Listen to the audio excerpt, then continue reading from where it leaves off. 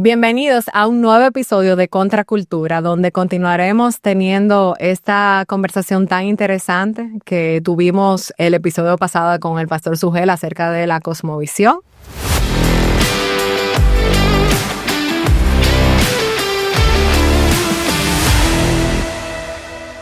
¿A quién tenemos aquí hoy? Bienvenido, pastor, de nuevo. Qué bueno Gracias, tenerlo aquí. de nuevo. Es un gozo seguir hablando de este tema, porque la verdad que en el episodio anterior apenas pudimos raspar la superficie.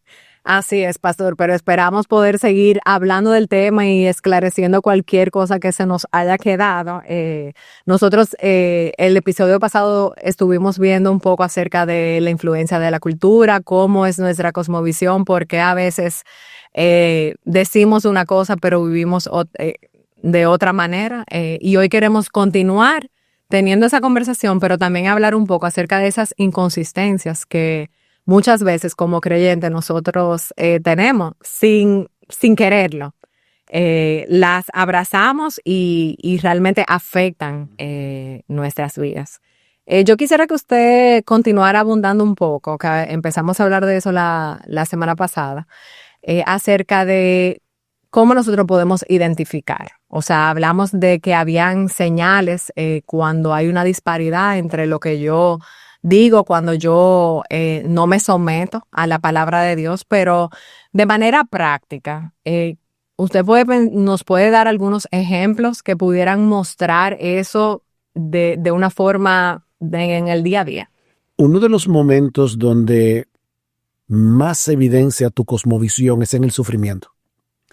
Cuando tú estás en medio del dolor, en medio de la aflicción, ¿qué tú haces? Hay gente que le coge con comer, que se ponen a comer por la ansiedad de comer. Hay otros que buscan la felicidad comprando y hay otros que buscan la felicidad simplemente tratando de evadir el problema y entretenerse hasta morir. Como hay un libro que se llama así, Entretenerse hasta morir. Mi esposa y yo estuvimos de viaje la semana pasada y de repente Gloria, mi esposa, me dice, ¿tú viste lo que dice ese letrero? Era un camión de Amazon y decía, cuidado, aquí en este camión va, no me acuerdo exactamente cómo decía, pero era como el contenido de este camión es la felicidad. Entonces, la idea es, Amazon te vende la idea de que tu felicidad está a un clic de distancia. Cómpralo. Y hay personas que son compradores compulsivos. Entonces, tú puedes ser un creyente que dices creer en las promesas de Dios, que dices que sabes que Dios es el Dios de toda consolación, pero en el momento de la prueba, tú no te refugias en Él, tú no buscas su consolación, tú no buscas ampararte en sus promesas de una manera intencional. Bueno, en ese momento ya tú estás evidenciando cuál es tu cosmovisión, a qué tú le das valor. Vuelvo y te repito, el sufrimiento es probablemente uno de los momentos más importantes para uno identificar cuáles son las creencias básicas y fundamentales que uno tiene ahí soterradamente, que tal vez tú no te das cuenta, pero están allí operando. ¿Y por qué usted cree que existe como esa desconexión tan grande que hay entre muchas veces lo que nosotros decimos creer y cómo vivimos? Bueno, en primer lugar, porque como te decía en el programa anterior, todos tenemos una cosmovisión, pero no todos la tienen de una manera consciente. Entonces, tú crees que tú puedes cristianizar tu cosmovisión, una cosmovisión que es completamente secular, y tú puedes darle nombres bíblicos para sentirte bien con tu conciencia, pero al final estás siendo una persona totalmente incoherente. Un joven en la iglesia puede decirte, yo creo que la santidad sexual es importante y que yo debo conservarme puro hasta el matrimonio. Oh, wow, amén, qué bueno. Pero se pasa la semana entera consumiendo series en Netflix donde el sexo fuera del matrimonio es algo que está a la orden del día, aunque no sea una película pornográfica, pero te lo muestran sin mostrar. Que te conociste, se conocieron ayer y ya la próxima escena están en una cama. ¿Qué impacto tiene eso en un joven que está consumiendo esto? Entonces tú puedes tener la creencia porque es lo que ellos en la iglesia, tú sabes que esa es la respuesta correcta, que la santidad sexual y la pureza sexual es importante, pero al final de cuentas tú te estás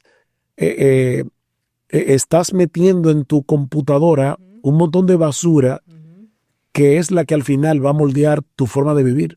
No, y es interesante que usted habla de eso porque definitivamente yo creo que algo que estamos viendo en el mundo es la forma en que estamos utilizando términos aún bíblicos, tolerancia, amor, y se están redefiniendo para uno querer abrazar ideas que realmente son antibíblicas, o sea, realmente no son bíblicas. A mí me pasó, y le comenté hace varios días, que vine en un avión con una persona que estaba al lado mío y él estaba leyendo un libro que de reojo vi que decía cristianismo y yo, mira, y como que le dije, enséñame tu libro, empezamos a verlo. Pero hablando con él me di cuenta que él era una persona que había abrazado ideas antibíblicas. O sea, él me decía, yo soy cristiano. Y hablábamos de Dios, hablábamos de Jesús, pero de repente en su iglesia habían parejas homosexuales, ellos habían abrazado una serie de cosas y su mensaje era el amor. Entonces, en su cosmovisión no existía el problema del pecado, no existía todo lo demás, era simplemente anclados en esto y todo lo que él utilizaba eran los versículos bíblicos que sustentaban su posición de que Dios es amor. Entonces me sorprendió muchísimo porque de repente se supone que somos creyentes los dos, creemos en Jesús, creemos en Dios, estamos hablando de lo mismo, pero no estamos hablando de lo mismo, estamos hablando de cosas diferentes. Tú has mencionado varias palabras ahí, a la que yo puedo también añadir la palabra libertad, que son palabras que salen de la Biblia. Dios es amor, Cristo vino a darnos libertad, debemos los cristianos ser tolerantes. O sea, yo debería poder hablar con un ateo y mostrarle respeto a su persona, aunque evidentemente voy a rebatir sus ideas. En ese sentido, los cristianos debemos ser amorosos, los cristianos debemos ser tolerantes y los cristianos debemos proclamar libertad. Ahora, ¿qué es lo que ha pasado? Que se han redefinido esos términos. Por ejemplo, la palabra libertad es sinónimo de hacer lo que a mí me da la gana. Pero es autonomía. Eso es autonomía, no es libertad. De hecho, es una autonomía que te lleva a una esclavitud, a la esclavitud de tus deseos.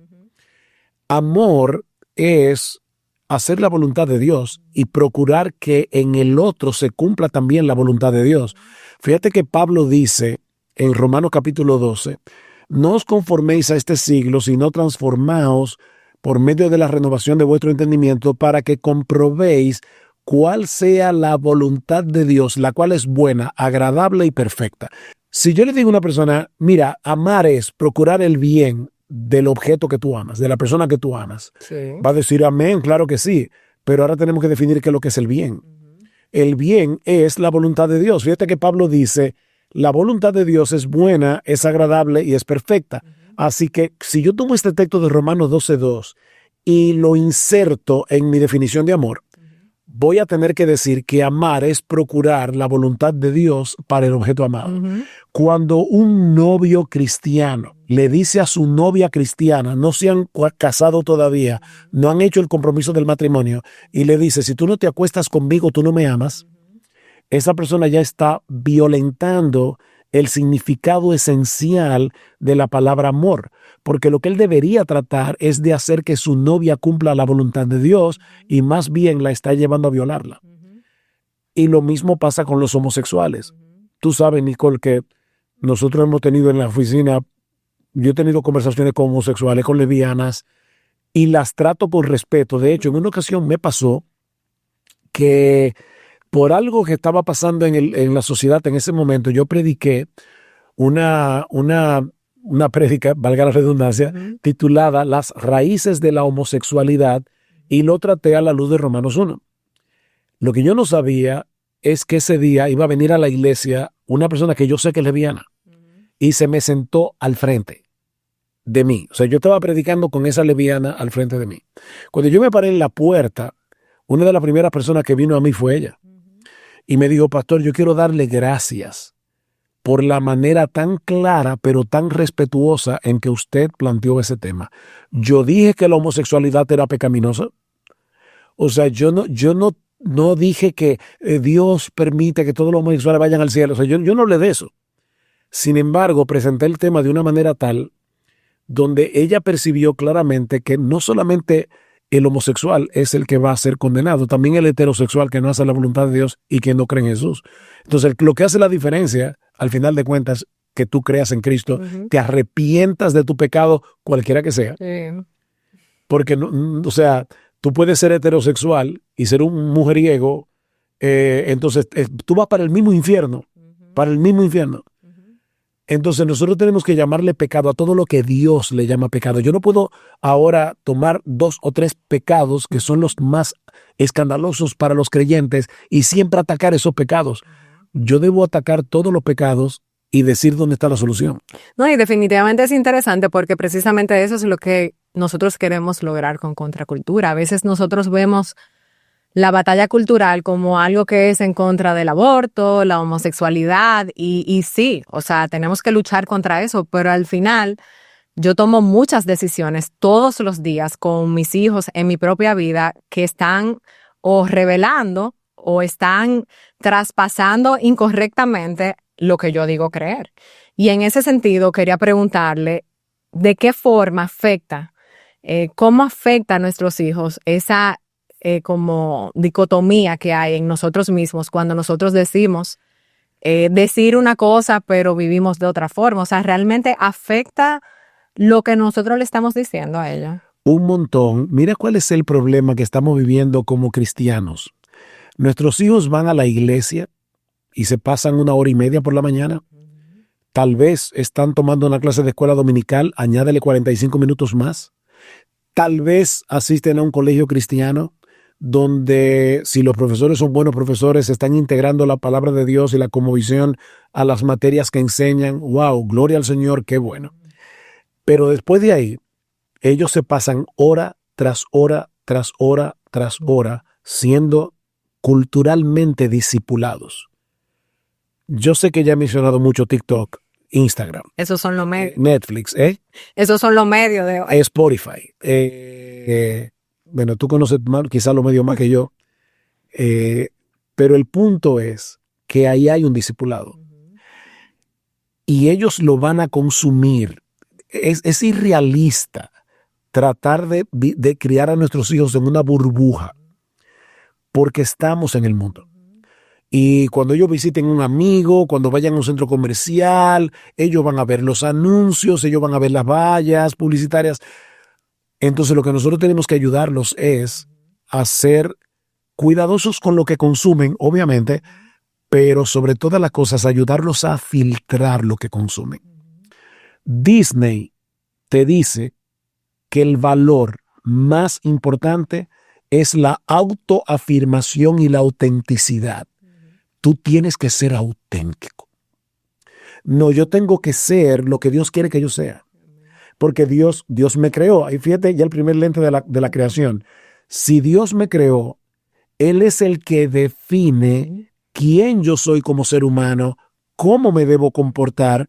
Yo no sé si tuviste, Nicole, un documental que se titula ¿Qué es mujer? Sí, muy bueno. Buenísimo. O sea, hoy día tú sales a la calle y le preguntas a personas al azar ¿qué es una mujer? No te lo saben definir. Ahora, ¿tú sabes de dónde comenzó eso? Con la ilustración en el siglo XVIII. Yo antes de grabar este programa, yo estaba dando una clase de filosofía en el Colegio Logos y providencialmente tocó la ilustración. Y yo les decía a ellos, muchas de las cosas que ustedes escuchan hoy, como tú tienes tu verdad, yo tengo la mía, o sigue tu corazón, o tú tienes que ser auténtico, tú no puedes ser hipócrita. Todo eso comenzó con la ilustración. Es un árbol que se sembró hace siglos y ahora está dando más frutos que nunca, porque la información viaja más rápido a través de la internet. Antes las ideas duraban más tiempo en volverse globales. No, ahora nosotros vivimos en lo que alguien ha llamado un aldeanismo global. O sea, el mundo se ha vuelto una aldea. Lo que pasa en Hong Kong, tú lo ves en segundos en tu celular, en las noticias. y te están influenciando. No es así. ¿Cuál usted cree que son esas grandes ideas que realmente están atentando contra la vida de los creyentes y de la iglesia hoy en día? O sea, nos hemos dado cuenta como el pensamiento y las ideas han cambiado la forma en que nosotros estamos viendo el mundo. Ahora, hay unas que son, como yo decía, más peligrosas que otras. Y para mí siempre las que son más sutiles son las más peligrosas, porque lo que nosotros sabemos que estamos mal, estamos muy atentos a ellas. Pero como pastor, ¿cómo usted ve ahora mismo cuáles ideas son las que son predominantes y que están afectando la cosmovisión de los creyentes? Mira, cuando yo me convertí al Señor, cuando hacíamos apologética, normalmente teníamos que discutir de 2 o 3 temas. La evolución, ¿por qué la evolución era una hipótesis y no era algo científico? ¿Por qué no era algo comprobado? ¿Por qué yo creía que la Biblia era la palabra de Dios? ¿Por qué yo creía que Jesús era Dios? Esos eran los temas. Los temas hoy son, ¿por qué los cristianos son tan intolerantes? ¿Por qué el cristianismo ha provocado tantas guerras en el mundo? ¿Por qué ha hecho tanto daño?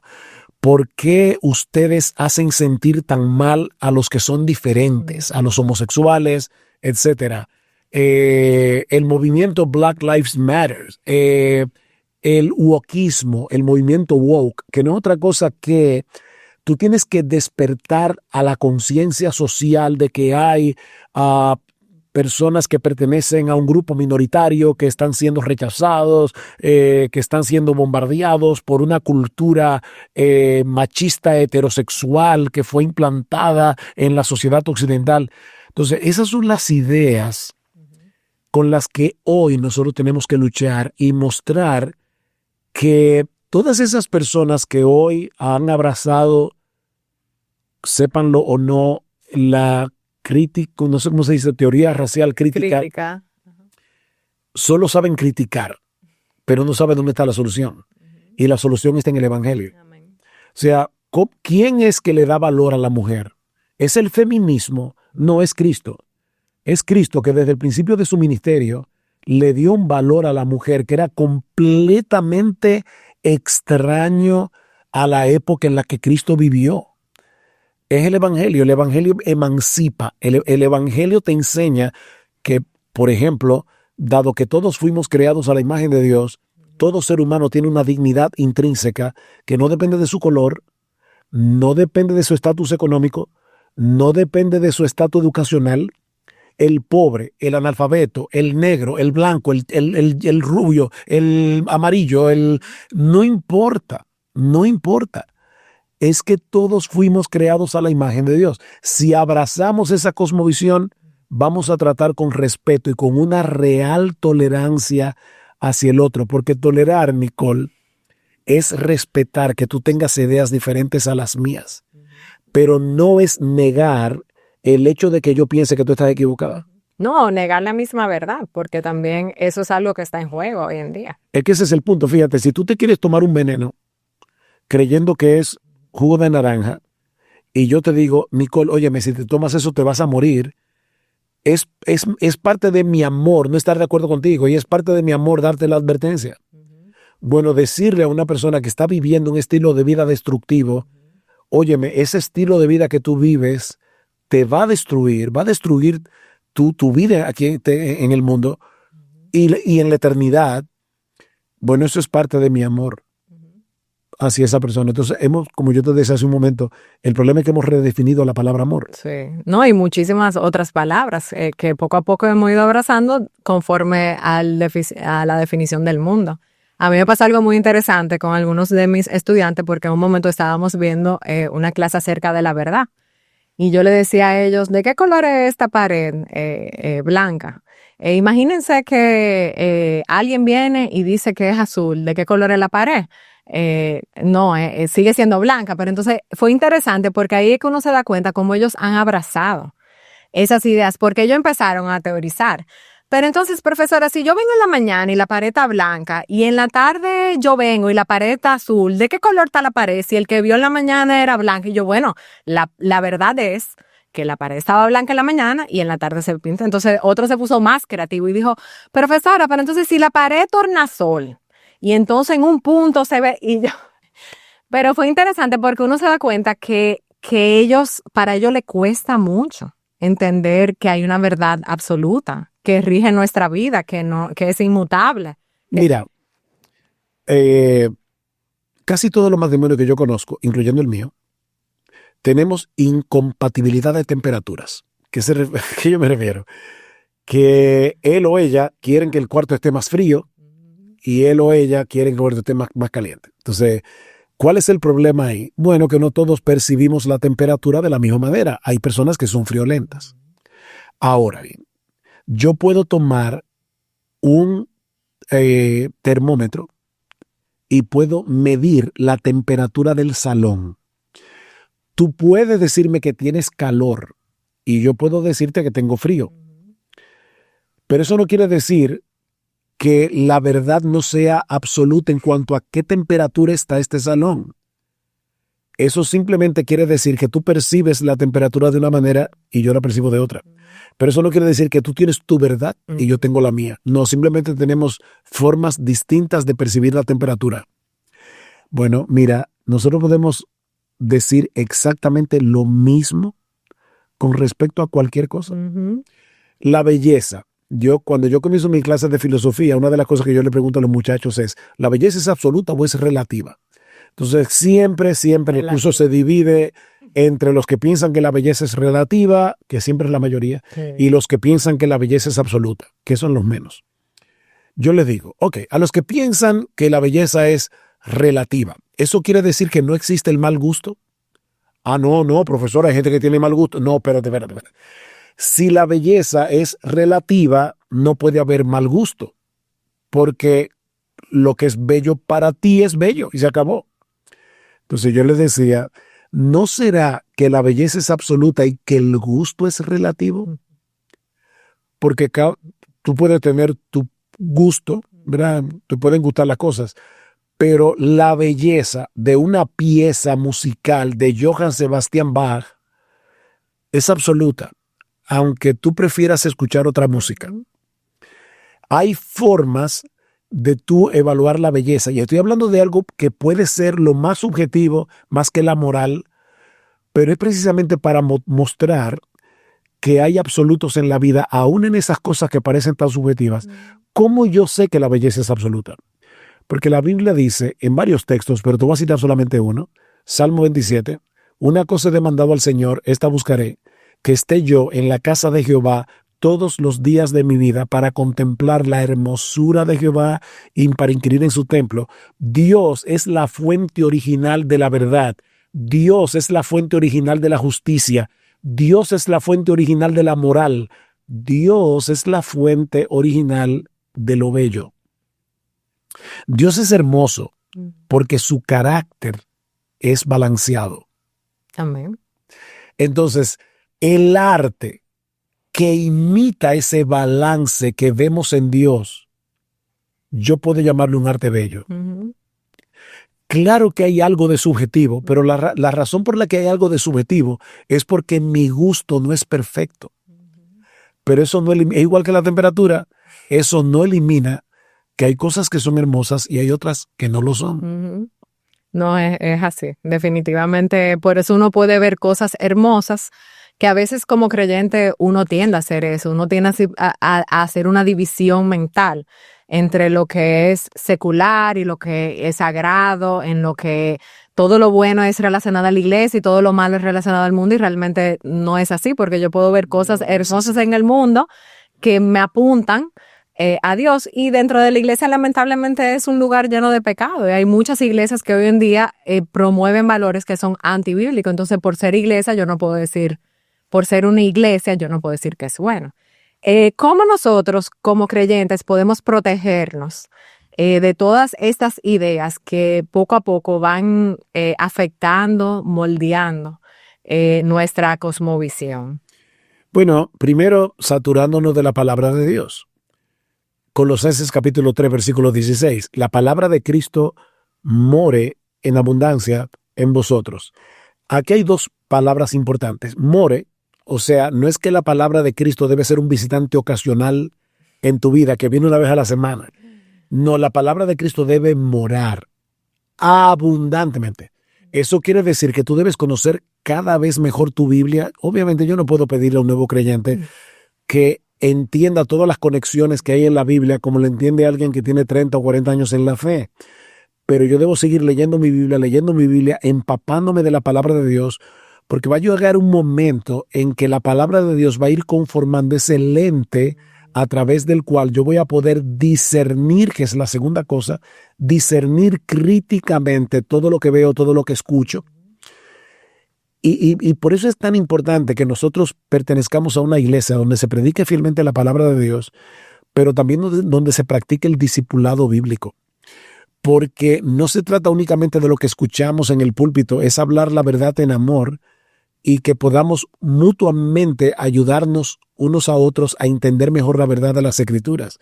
Alguien decía que la iglesia es una comunidad hermenéutica, en el sentido de que en esa comunidad, por las prédicas, por la interacción de los hermanos unos con otros, yo debo entender cada vez mejor la Biblia y debo filtrarlo todo a la luz de la palabra de Dios. Por ejemplo, yo estoy viendo una película y puedo preguntarme, ¿qué historia me está contando este contenido? ¿Qué yo puedo sacar de aquí? ¿O qué dice acerca de Dios esta historia? Ya sea que la esté leyendo en un libro, en una película, en una canción. ¿Qué dice esta historia acerca del ser humano? ¿Qué dice esta historia acerca del mal o del bien? Yo no sé si todavía tenemos tiempo, si el libro se está acabando. No, casi, pero puede completar y este tema lo podemos continuar discutiendo. Mira, el otro día yo fui a mi clase de filosofía y le puse a los muchachos una canción de Bob Dylan, 1964, Blowing in the Wind. Esa canción es importante filosóficamente. Bob Dylan era es una persona muy filosófica. Él narraba en esa canción muchas de las injusticias que se estaban cometiendo en ese tiempo, era la guerra de Vietnam, todo eso. Y él decía, ¿cuánto tiene que caminar un hombre para que sea considerado un hombre? Hablando de los negros, que eran menospreciados. Sí. O cuántas bolas de cañón tienen que seguir volando por el aire hasta que dejen de volar. ¿Cuánto tiene que volar una paloma blanca que siempre se relaciona con la paz hasta que se pueda tranquilamente posar en la arena? Wow, la canción es preciosa. Y de paso la música también. El problema es que el estribillo de esa canción es The answer, my friend, is blowing in the wind. La respuesta, mi amigo, está flotando en el viento. Ok, Dylan en esa canción, yo la analicé con mis estudiantes y les decía, ¿qué tiene de bueno esta canción? Bueno, que está poniendo el dedo sobre la llaga en males sociales que son reales. Pero ¿cuál es la respuesta? Decir que la respuesta está volando en el aire es muy bonito poéticamente, pero no me está ayudando en nada. La respuesta está en las Escrituras, en la palabra de Dios. Y yo puedo juzgar el racismo, yo puedo juzgar la violencia bélica en la que vivimos, yo puedo juzgar todas esas cosas a través del lente bíblico. Entonces, the answer, my friend, la respuesta, mi amigo, está en la Biblia, está en la cosmovisión bíblica. Amén. No, definitivamente. Eso es lo que cada vez más nosotros tenemos que lograr hacer, utilizar la Biblia como ese lente a través del cual vemos la vida, no para las cosas grandes, aún para las cosas pequeñas, cómo manejo mi finanza, qué permito que mis hijos vean, cada detalle pequeño que yo veo, que yo hago, cómo yo me veo a mí. O sea, todo ese tipo de cosas son cosas que nosotros vivimos cada día haciendo cosas en respuesta a la respuesta que nosotros le damos a cada una de esas preguntas. Pero lamentablemente el tiempo se nos ha ido de nuevo, pastor. Pero nada, vamos a continuar hablando acerca de ese discernimiento que debemos de cultivar en nuestro próximo episodio. Así que muchísimas gracias por acompañarnos. Si ha sido de bendición para ustedes este capítulo, le animamos a ver los capítulos anteriores de Contracultura para que realmente podamos seguir siendo edificados para vivir con una cosmovisión bíblica en la cultura que nos ha tocado vivir. Así que muchísimas gracias por estar con nosotros.